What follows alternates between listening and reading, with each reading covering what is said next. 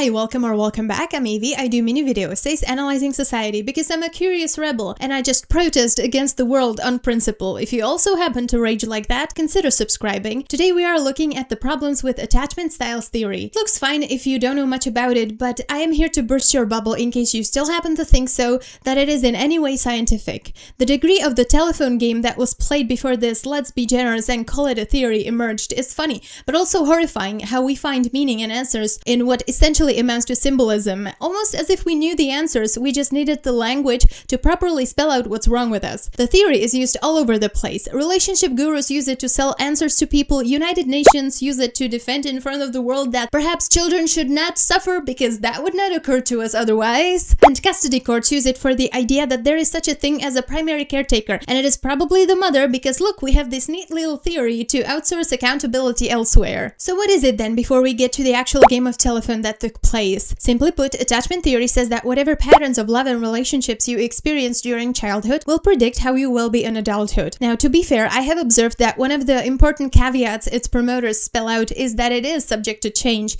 even though it is hard.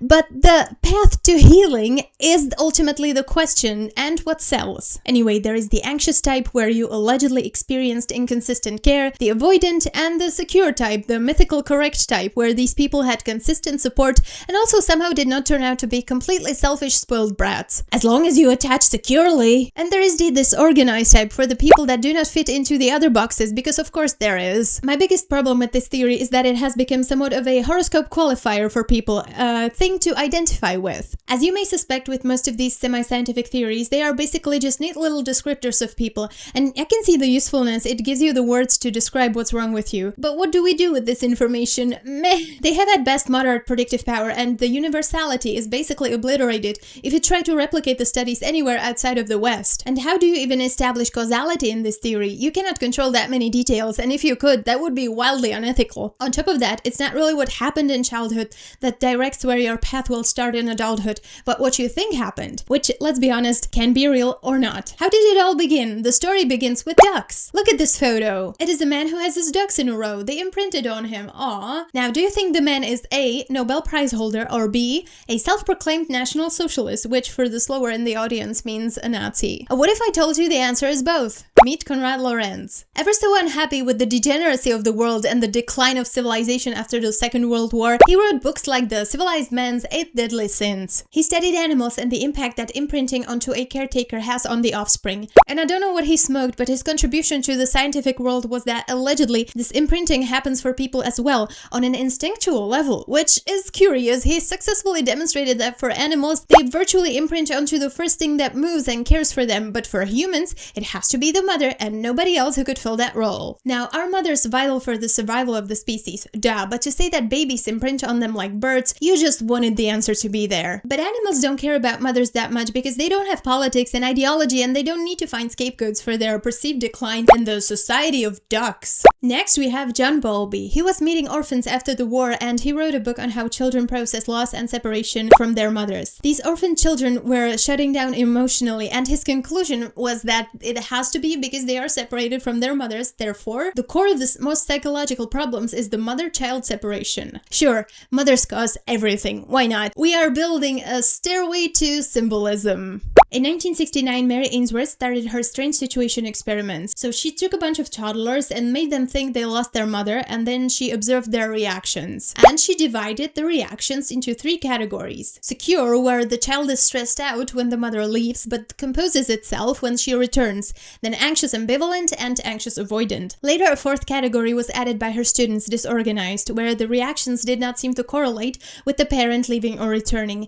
Keep in mind, this all emerged from observing how birds imprint onto their parents. The fact that there even is space for so much debate over what qualifies as what attachment makes me think of corporate projects. We had this brilliant idea, and now we will brute force reality to fit to our delusions. The chain reaction of symbolism, like AI being trained on itself, followed with Cindy Hazan and Philip Shaver, who extended this theory even further to adults. Thanks. So we imprint on everyone? Of course we attach to other people and we adapt based on how they are, but at this point I would really hardly call that imprinting. interesting. But how can you build on such a foundation then? How we behave is adaptive and contextual. This is so important, but if every salesman stressed this, they would have nothing to sell. Maybe if you are being anxious, the other person could just be a C word to you. Maybe it is you, maybe it isn't. Who knows? Attachment theory certainly doesn't. Now, the attachments we experience early do shape our potential, generally speaking. And if the effect was particularly strong in the negative sense, it can actually rewire our brain. Yes, bad parents can manifest on us psychologically. I guess we kinda knew. But neglect and abuse at early stages can severely impair the development of the hippocampus. Depression and cortisol spikes in the mother during pregnancy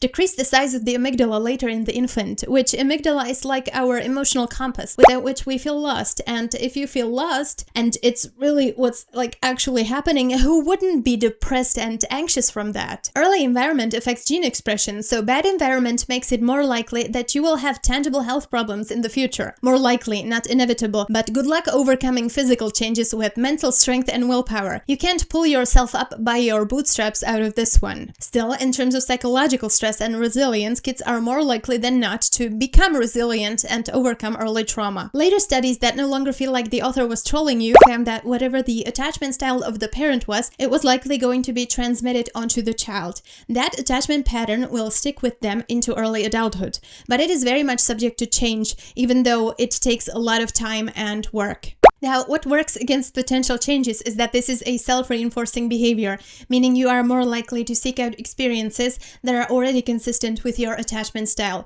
Now, when I say attachment style, I mean just behavioral pattern. I don't think we should give it more power by treating it as something rigid. I have not seen anyone spell this out, but I feel like there is this notion that the secure attachment is objectively the best one.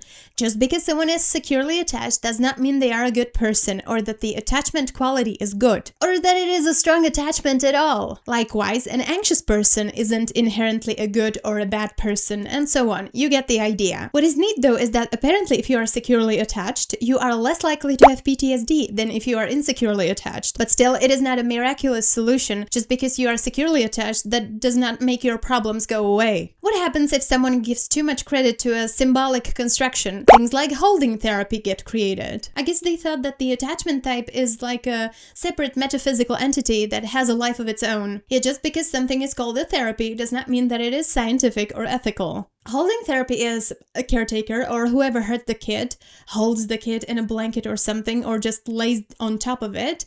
And by forcing this physical proximity, the child releases all the emotions, and you sort of break the spirit of the kid, and that somehow repairs the attachment. It's being discontinued worldwide, but it's not completely gone just yet. All in all, I don't see any difference between this and some medieval practices of exorcism. We really have no idea what we are doing as a species. Courts. Attachment theory is used for custodial decisions.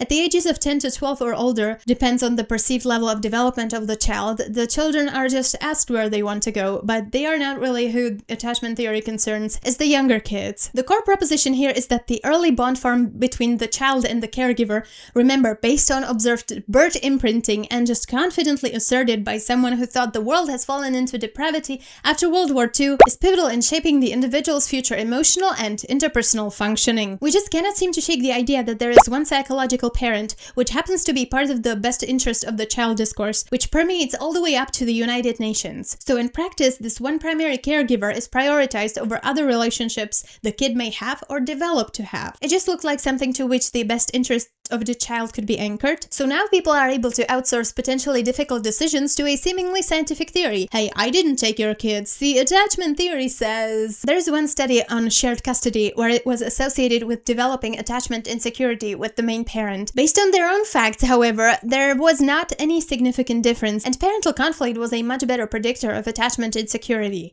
Even so, anxiously attached kids most of the time turn out just fine. Why are we creating problems where there aren't any? Is there any follow-up research then into the outcomes of the families the courts decide about? Nope. Does returning kids to their biological parents result in better outcomes for them than leaving them with their foster parents? We don't know. What I think is the most damning thing about this theory is that Bowlby himself changed his mind in 1984 about one relationship being of utmost importance for the kids. Womp womp! We have reached the end. If all goes well, there will be more tomorrow. Treat yourself kindly, try doing one good thing to keep the world running, and subscribe if you think this video was interesting.